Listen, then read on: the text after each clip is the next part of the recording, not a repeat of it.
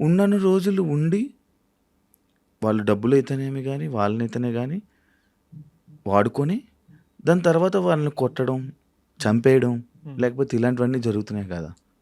మరి అది భయమేయలేదా లేదా నీకు? సెలెక్టెడ్ అంటే మన సెలెక్ట్ చేసుకునే దానిలో ఉంటది.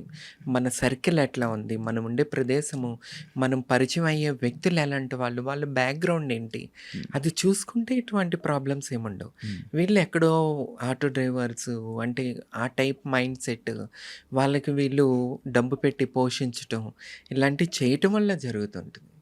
సో, ఇప్పుడు నేను సెలెక్ట్ చేసుకున్న వ్యక్తి నేను ముందే చెప్పేసా. నాకు పిల్లలు పుట్టరు. సో, నువ్వు నేను ఉంటా నీతో. ఇప్పుడు ఎంతమంది పిల్లలు పుట్టనప్పుడు ఒక ఆమెని పెళ్లి చేసుకొని ఆమెకి పిల్లలు పుట్టపోతే మన ఊరు సైడు పల్లెటూరులో మళ్ళీ ఇంకో అమ్మాయినిచ్చి పెళ్లి చేస్తారు. క్లారిటీ నేను నా భర్తకిచ్చేసిందేంటంటే నాకు పిల్లలు పుట్టరు. హ్మ్. సో, ఇదొకటి మెయిన్ పాయింట్.